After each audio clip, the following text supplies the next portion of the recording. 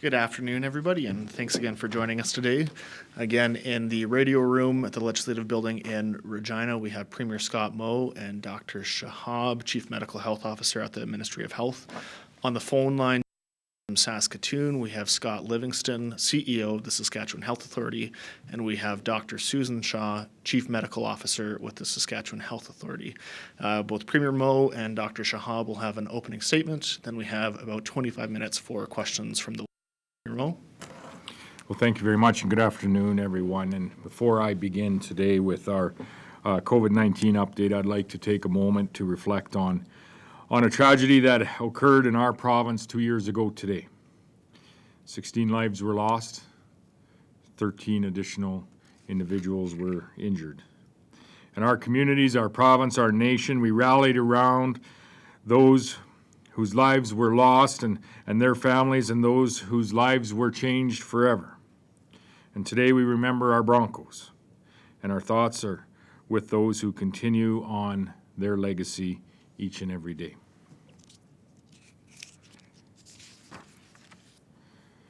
Today the Chief Medical Health Officer has reported 4 new cases and 14 additional recoveries. This means that for the first time since the arrival of COVID-19 to Saskatchewan, the number of new recoveries has exceeded the number of new confirmed cases. Starting today, we are now reporting active cases. Active cases are the total number of confirmed cases minus the number of confirmed recoveries and the number of fatalities. So active cases are down by 10 today, from 179 yesterday, now 169 active cases today. Now that's just one day. So it's far too early for us to say whether this is any sort of trend in Saskatchewan, but it is good news, and it shows that what we are doing is working. Together we are reducing the spread, we are flattening the curve. So once again, I say to all of the people in Saskatchewan, thank you for your efforts. You are making a difference, and you are saving lives. But we need to continue. We need to keep going. To that end, our healthcare system will be planning and preparing to ensure that Saskatchewan is equipped to deal with a potential surge in COVID-19 related cases should they occur.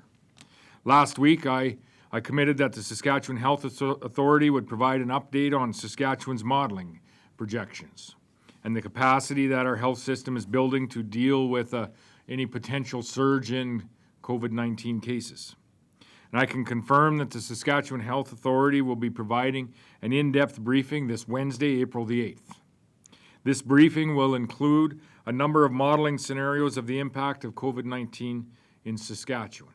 And these are scenarios. And it will include an overview of the SHA's surge capacity plan. The Saskatchewan Health Authority is providing this update because we feel it is important that the public have access to the latest and most accurate information available. And to ensure that the public is consistently has the latest information available going forward, the Saskatchewan Health Authority will provide a provincial update each and every Tuesday. So thank you for joining us here today. Dr. Shahab will have some opening comments, and we'd be happy to take any questions. Thank you, Premier. So I'll just go over some of the numbers in some detail and some of key observations for today. So over the weekend, as we know, we reported a total of 29 new cases, 11 on Saturday, 18 on Sunday, but 4 on Monday. So again, our numbers keep going up and down, but seem to be fairly low, and that's good, and we need to keep it there. 81 individuals have recovered, that's 32%. And as the preview mentioned, we are also now reporting on active cases, which are currently at 169. Of our total cases, of our 253 total cases, 112 are travelers, and the rest are all either community contacts, have no known exposures, or under investigation. So again, changing epidemiology.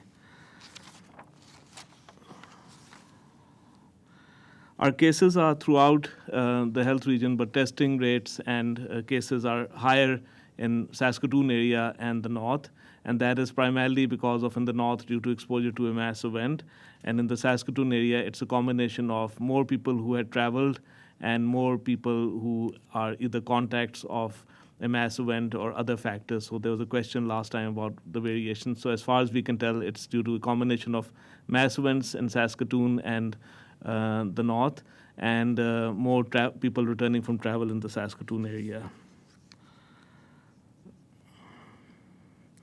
Couple of things we have been obviously, and as we do contact tracing, there's a detailed interview of cases and contacts, and a couple of things that we are seeing that I just wanted to talk a bit about is that we really have to. Most of us who are not in essential services are staying home, and that's really good.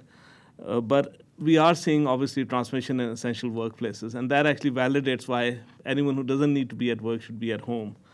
And so people who work in essential services, healthcare, industrial settings, grocery stores, they really need to be supported to minimize transmission among themselves and from members of the public were they to come in contact. And this really means to maintain good social distancing even in the workplace. Sometimes people, when they go to work, it's easy to fall back into your old habits, maybe sit down closer together for a meal, or when you're using a washroom, not being that diligent in terms of hand hygiene and not touching your face, eyes, and nose when you're opening and closing doors. So I think that's something that all of us have to remember, those for us who are still at work. And of course, actively monitor for symptoms, isolate immediately, and contact your manager for further advice as well as Healthline. The other thing we have received, we have seen in some of our recent cases that many of them actually are individuals within the household who went shopping. So it's really important that we are very thoughtful about who goes shopping and how frequently. We've heard that many grocery stores are doing a lot of work to minimize crowding and maintain social distancing, and we need to really support them to do that and go at a time that's less busy and follow instructions. And if possible, only one person from a household should go shopping for essentials, and if possible, no more than once a week, and make a list ahead of time and go in an efficient manner and get what you want and come back. We had reports of groups kind of browsing, and this is not the time to do that kind of activity. It really is to maintain that social distancing. And finally, there's a lot of discussion on mask use over the weekend.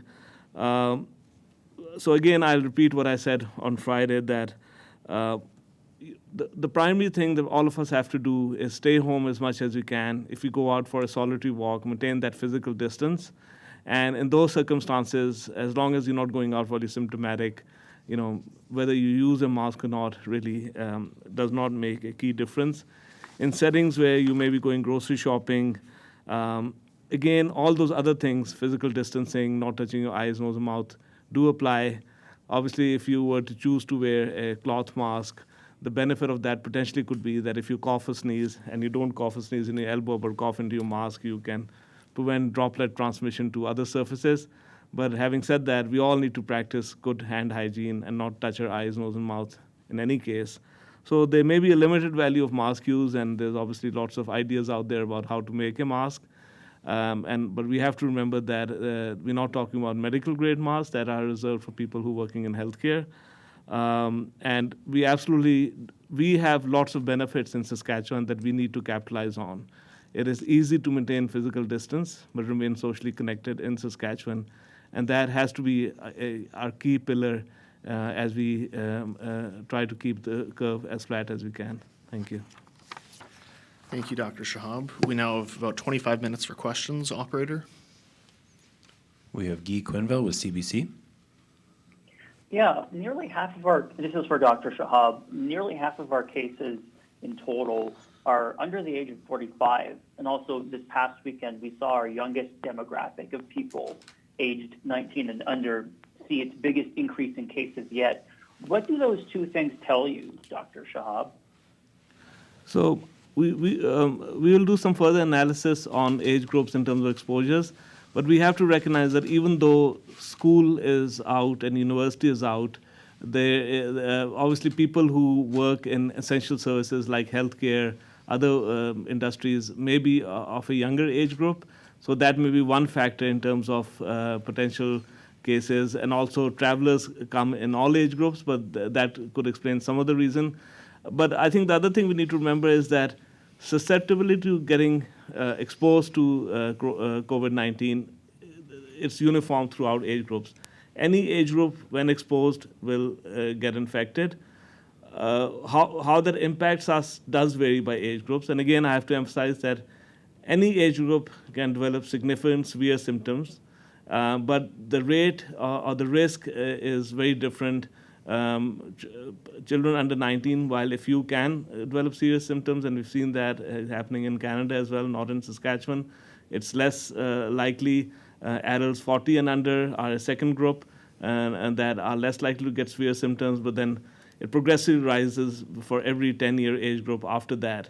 So I think what it means is two things. One is that all of us need to practice physical distancing, good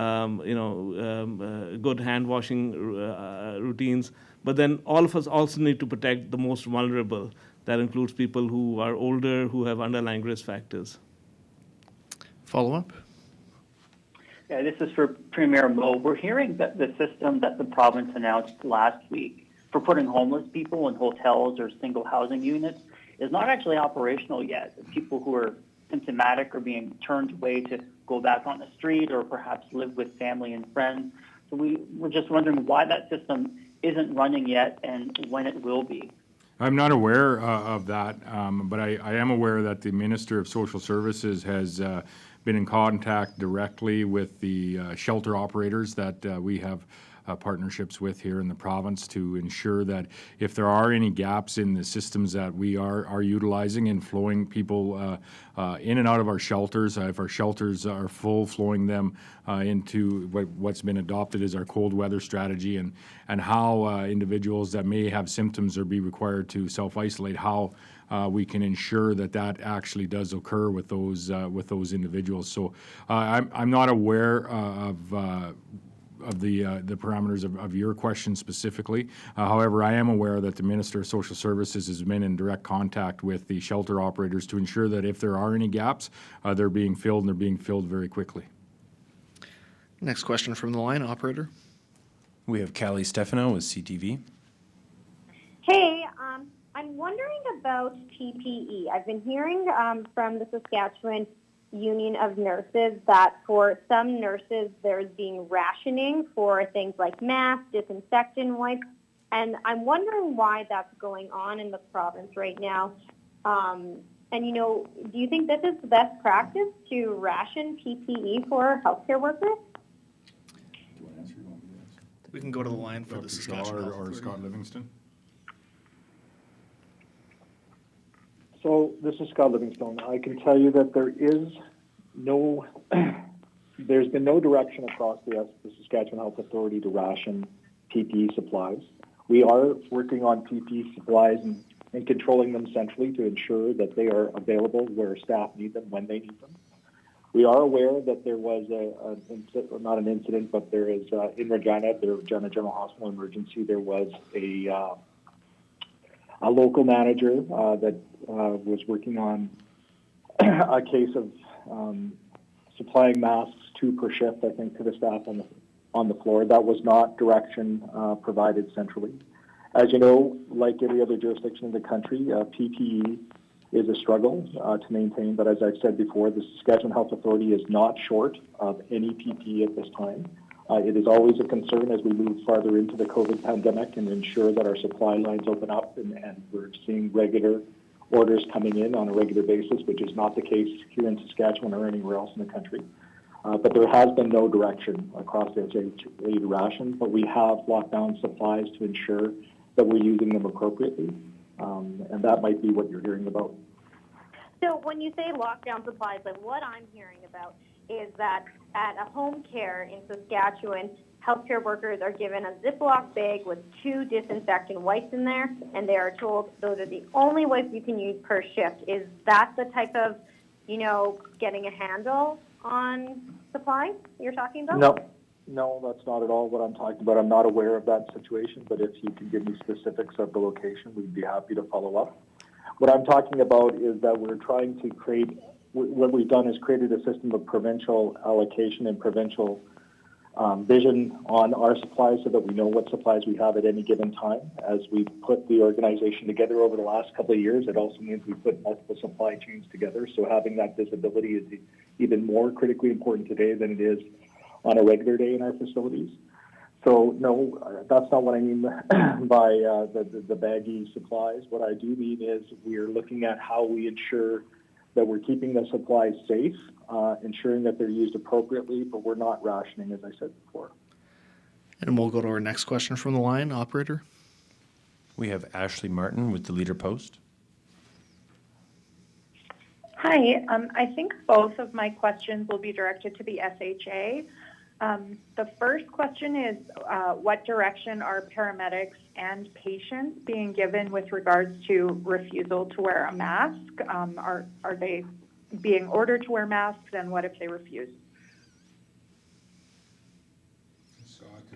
So it's Dr. Susan Shaw with the Health Authority. I'm not aware of any situations where we've had either paramedics or patients refuse. We do have guidelines and requirements for the safe use of personal protective equipment.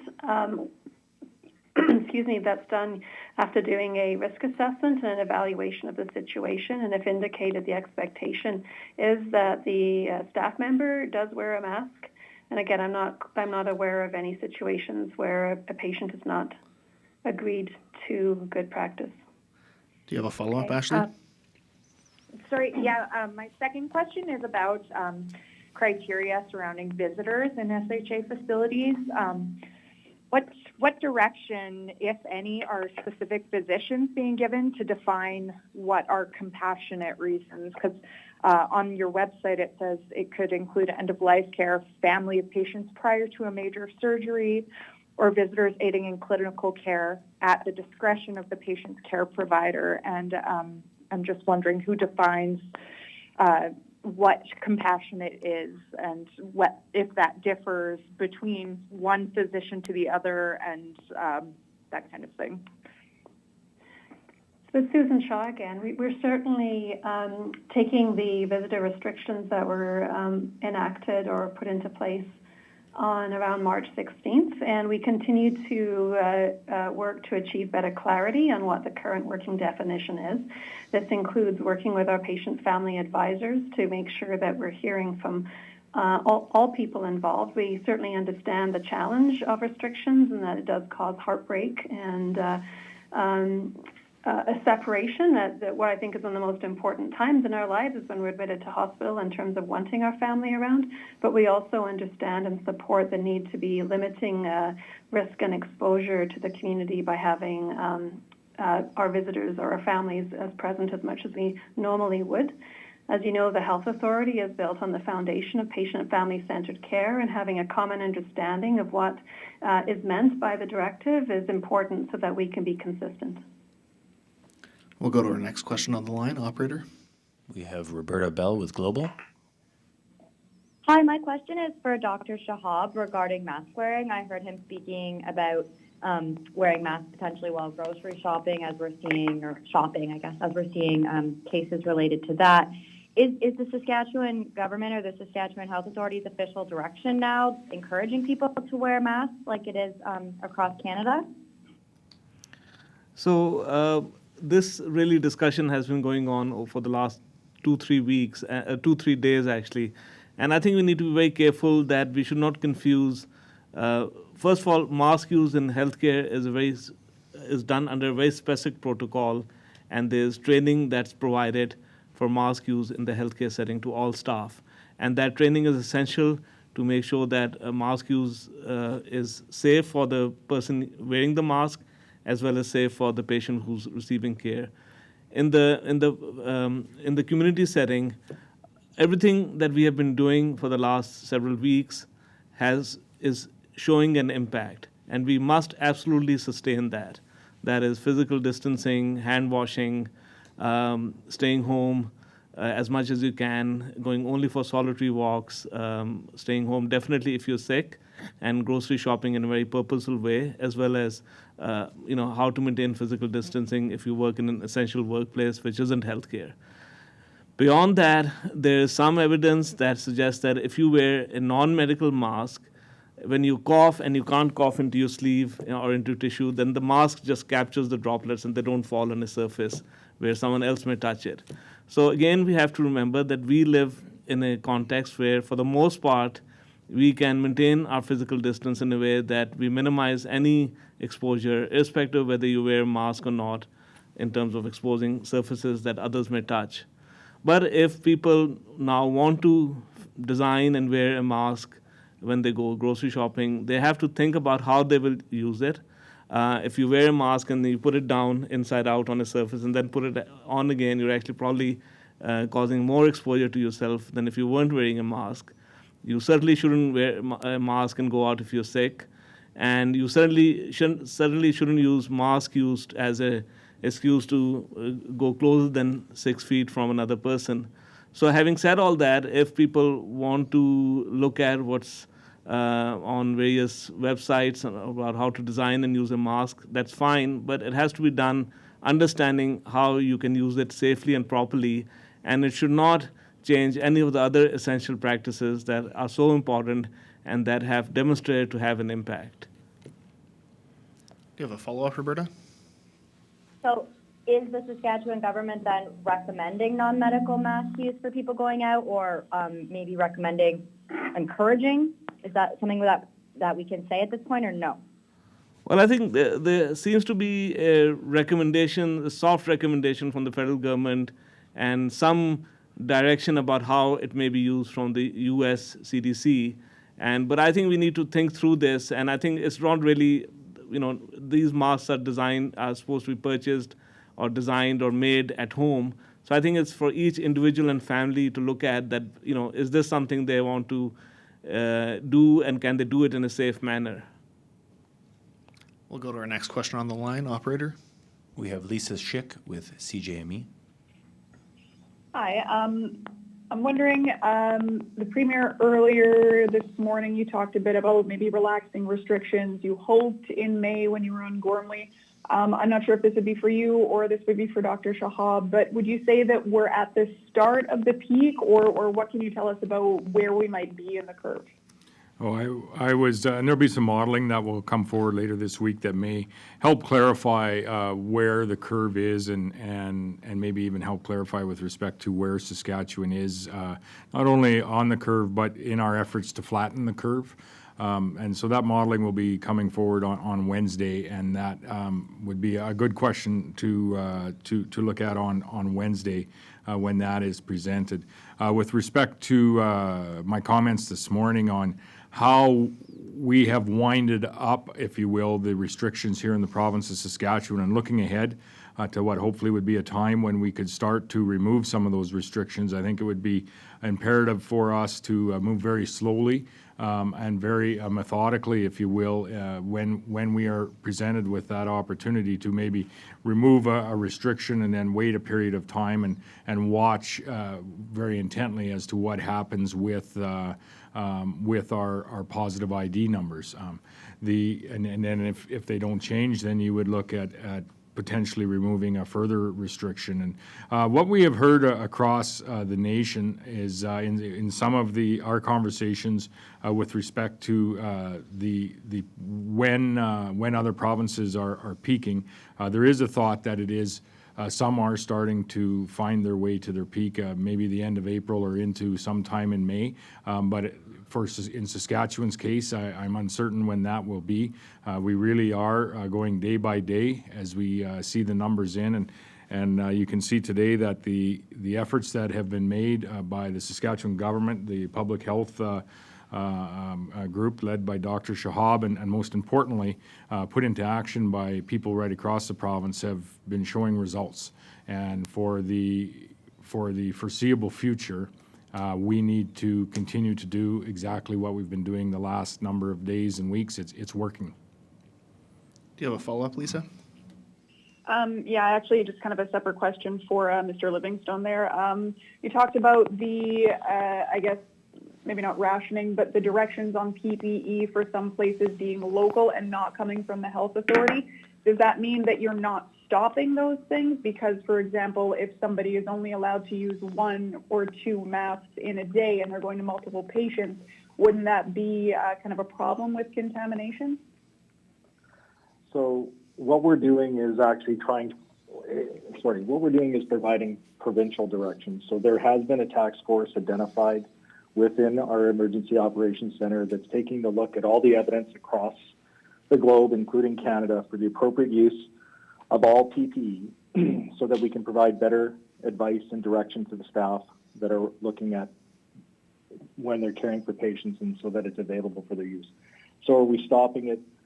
I mean, those quote unquote rationing, or the example that I used is a single example that we're aware of other than the one that was brought forward in the other question. If somebody in the ER in our GH needed other types of PPE because they're caring for a patient that required it, they would have access to whatever they needed. And the advice that we'll be providing to our staff and our physicians that work with us and throughout the COVID pandemic will clarify PPEs. But I just want to highlight that not only is it important for us to have the PPE, but it's also critically important for us to use it appropriately. And whether or not SHA ever faces a shortage with PPE is dependent on, one, proper use today. And as you know, we only have, I believe, 4 patients in hospital with COVID. So we're not experiencing anywhere near our peak number of cases on an inpatient basis. So we're not burning through our PPE as we will once things start gearing up. And the other thing I wanted to highlight is, again, the public's efforts to slow the rate of transmission, which are already in effect, and we believe we're seeing significant results because of that public adherence to those measures, are also reducing our need for PPE and saving those supplies for when we're really going to need them. We'll take our next question from the line, operator. We have Adam Hunter with CBC. Hi, I'm wondering what our turnaround time is for testing. How many days does it take to get a test result back? So, unless SHA, my understanding is that it's 1 to 3 days, and it may be a bit longer in some cases because there's a priority for healthcare workers, long-term care facilities, inpatients, because testing may be required quickly for healthcare workers to continue working to make sure that there's no case or outbreak in long-term care facilities, and obviously for clinical decisions in inpatients. But it is from same day to 3 days. And I want to emphasize that people in the community who now, obviously there's broad testing happening at a high rate. So if you have if you're asymptomatic, you have to practice social distancing, stay home as much as you can. If you have mild symptoms of a cough, nothing else, stay home till the cough gets better. If you develop fever, chills, aches and pains, even if you haven't traveled, call Healthline. They will assess your symptoms and advise testing. But you have to isolate yourself at the first sign of symptoms. So it's not a matter of getting the test result back and then taking action. You have to isolate yourself in the home, away from other household members at the first sign of symptoms. And again, we do see secondary cases in households. We want to minimize those instances as much as possible as well. So I think I just want to clarify that no matter how long it takes to get the test results back, if you're out in the community, it is essential that you self-isolate yourself at home, away from other household members at the first sign of symptoms. You have a follow-up, Adam? Yeah, I'm wondering for the Premier, today the leader of the NDP asked for the government to work on manufacturing cloth masks for the public. And I know in the past we talked about PPE manufacturing, maybe here at home, just in general, from different companies. Do you have an update on where you're at as far as maybe securing some local companies for making, gowns, masks, things of that nature? Is there any update on that? We have had a number of individuals reach out, both in Saskatchewan and as well as at the Premier's table. We've been working on this effort from more of a national perspective, if you will.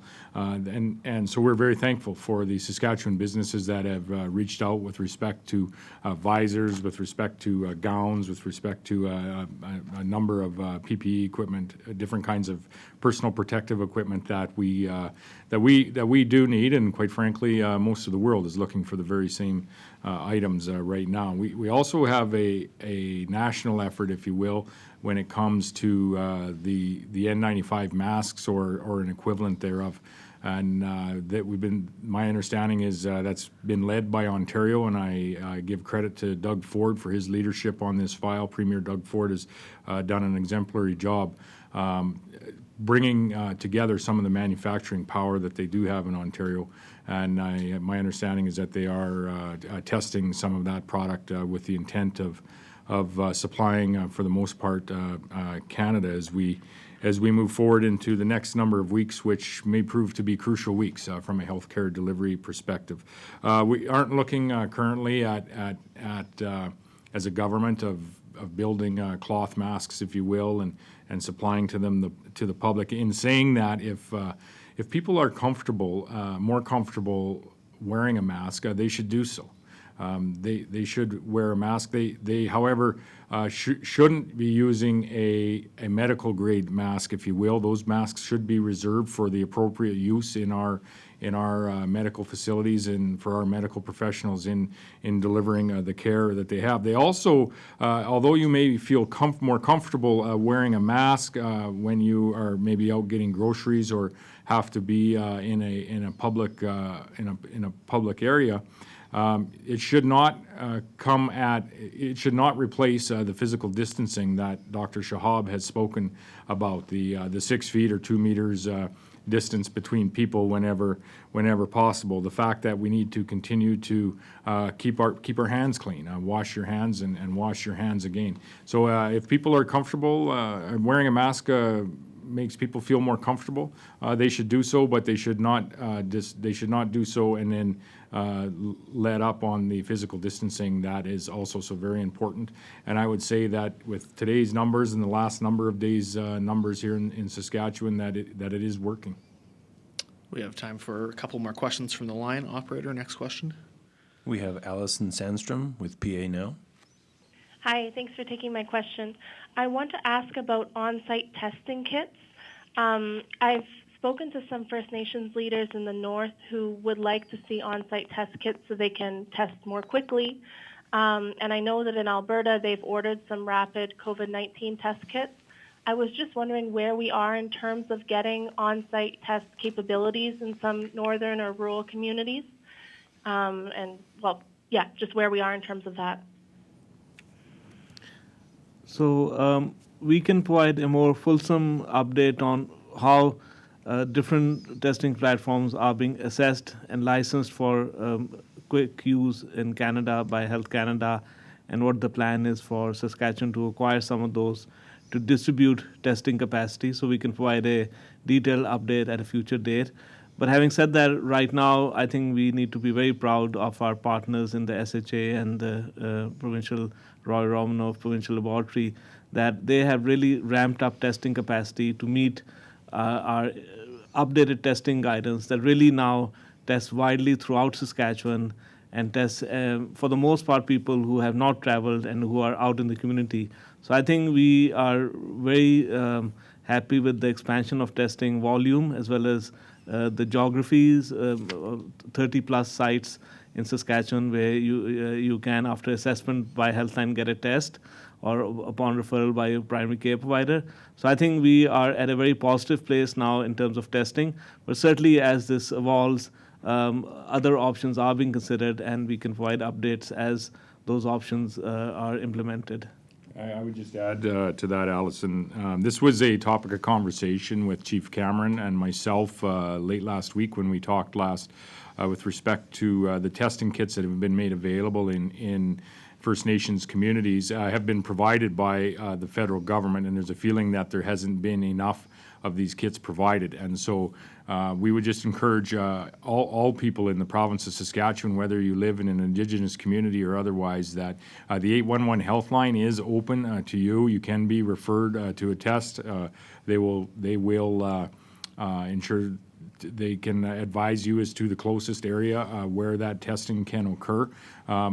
As we move forward, we need to continue with the number of tests and the ease of testing that we have, also, and that includes in rural and remote communities. But to date, and Dr. Shahab has mentioned this, the Roy Romanoff lab and the testing, about 40 testing facilities that we have across the province have done an exemplary job. I believe, last I checked, we were the second highest per capita number of tests in the nation, and we've shifted that away from from travelers to contact tracing and testing those individuals that may be in that higher risk community transmission group. So we have a strong record over the course of the last number of weeks with respect to testing, but there's more for us to do in the weeks and months ahead. Do you have a follow-up, Allison? Yeah, I have a different question, and thank you for that answer. So rural municipalities are they've been asked by the SHA to request residents' up-to-date contact information. So residents would give this to the office, and then they would be able to be contacted in the event of a municipal emergency related to COVID-19, was the information that RM said they got from the SHA. I was just wondering if you could flesh out what's behind this request and what a municipal emergency related to COVID-19 could be. Scott Livingstone, do you have any information with respect to that question?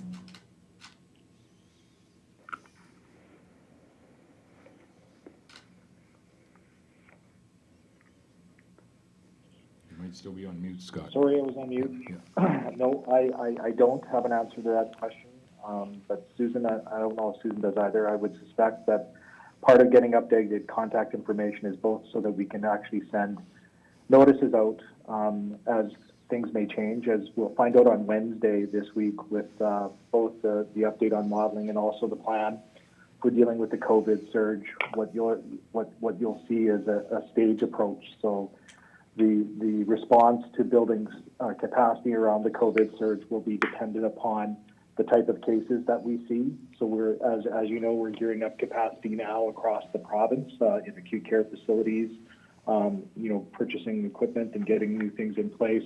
And we have quite a bit of capacity now, quite a lot of capacity now, especially when related to the small number of cases we have. But as we move through the COVID pandemic, our needs for changing or restructuring the system to support the COVID response will also change. So the importance of having that contact information, which is, I suspect why it was called, is so that we can notify communities and people in those communities what changes might be coming because of readjusting the system to respond to COVID. But we will follow up specifically about your question. And we'll go to our last question from the line, operator. We have Laura Woodward with CTV. Hey there. I'm just wondering, Premier Scott Moe said this is the first time that recoveries have exceeded cases. Is this the first time in Canada as well? I think British Columbia may have had a few days ago where their recoveries exceeded the positive IDs as well, and I would say that British Columbia would be what appears to be a number of days deeper into the curve, if you will, than Saskatchewan is. So this is positive news for our province. Dr. Shahab, anything to add to that? Yeah, I think it's the indicators are very positive in terms of that we are seeing people recovering at the other end, and of course are seeing a low daily rate of new cases. But I think we have to sustain the course for the time being. I think we're still fairly early on in our epidemic as part of the pandemic in Canada, and we really need to sustain the course for the next little while and continue doing all the good things that all of us are doing. Do you have a follow-up, Laura? Nope. Thank you very much. That concludes all the time that we have for today. Thank you for joining us, everyone.